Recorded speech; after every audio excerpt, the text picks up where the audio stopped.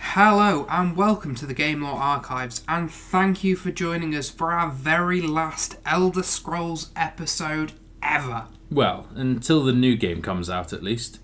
The timeline that we have made to date is now complete, and every important event should be discussed in this playlist from the beginning of time right the way to modern day Tamriel. The only thing left for us to discuss is not part of a timeline, but what an Elder Scrolls actually is.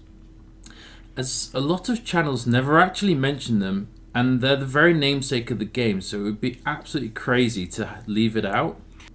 Regardless if they're the namesake, information of these mysterious artifacts is scarce and oftentimes conflicted. The Elder Scrolls are mysterious artifacts with unknown origins. The scrolls not only keep an archive of the past, but also all possible future events.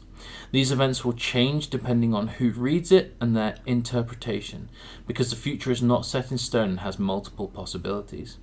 Of course, this is not the case for past events. When reading into the past, the scroll will always provide the same information, and the other possibilities that could have happened and didn't can no longer be seen.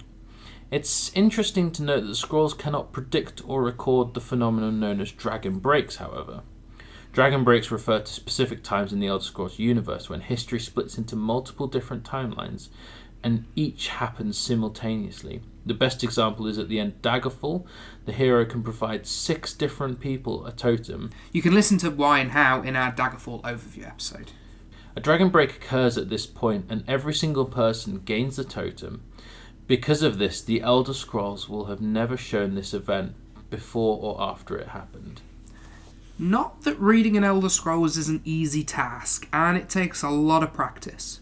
Without any practice, when you look at a scroll, most likely you'll see unknown runes and etchings that make no sense at all. Many people don't bother to learn this skill, as reading an Elder Scrolls comes at a cost. The more you read the scroll, the easier it becomes to read them, and you gain a clearer understanding of the information they're providing. However, every time you read them, your vision gets worse until eventually you go completely blind. Some people who do read the scrolls and are not prepared for the knowledge are also known to go insane. The only known way to prevent these side effects was created by the Dwemer. They made a device called the Lexicon, which allows you to read the scrolls without any side effects. You see one of these lexicons when getting the Elder Scrolls in the Skyrim game. The majority of the scrolls are kept by an order called the Moth Priests. These priests believe it's their sacred duty to protect and study the scrolls, trying to determine future events and gain knowledge from the past to aid the current emperor. The younger priests of the order take care of the now blind members while receiving training on how to read the scrolls for themselves. To prevent any chance of going insane, Moth Priests will perform the ritual of Ancestor Moth. They remove the bark from a canticle tree using a draw knife, which will attract Ancestor Moths. Which is where the priests get their name from. Ancestor Moths emit soft trilling noises which can be amplified to tap into one's primal ability to predict future outcomes. When enough moths have gathered, the priest taps into the sound, granting the reader a second sight which helps them decipher the scrolls. Unfortunately, we don't know where the scrolls originated from. Some people refer to the artifacts as Daedric prophecies, suggesting that the Aedra created them. Other people believe they transcend both the Aedra and the Daedra, and was created by neither. The dragons seem to take a different view. Parthenax describes the scrolls as artifacts that exist outside of time itself, and that fragments of creation created the scroll. I kind of have a slightly different opinion of where they come from, but I believe that the Daedric Prince Jiggalag might have created the scrolls. Jiggalag is the Daedric Prince of Order, who grew so powerful that the other Daedric Princes cursed him to become Sheogorath, the Prince of Madness. Jiggalag's power stemmed from his extensive library, which foretold every event that will ever happen in Nirn, including the events of the Aedra and the Daedra. Sound familiar? What if the tipping point of this fear was the creation of the Elder Scrolls? It's the most logical thing that I can think of where they came from. Finally, where are the Elder Scrolls now, and how many are there? Again, we don't really know. The Moth Priests collect these artifacts and have tried to count them multiple times. However, every time they've attempted this, their final count and even the location of the scrolls seems to change. All they can agree on is that there are over 200.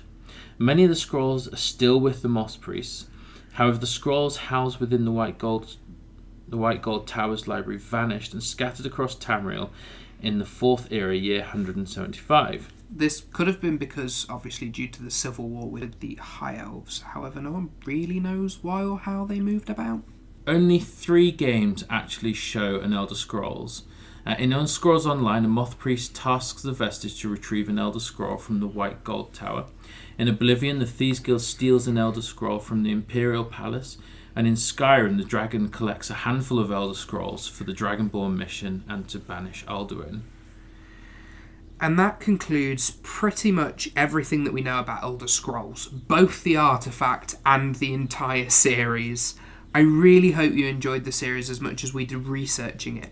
If you still feel there's a void for more Elder Scrolls lore, then please look into Elder Scrolls meta lore. It's a really cool concept, but we won't be covering the topics as it's kind of endless. For those interested, a really good starting point is Vivek's 4th wall breaking in Morrowind, allowing them to edit the game's code.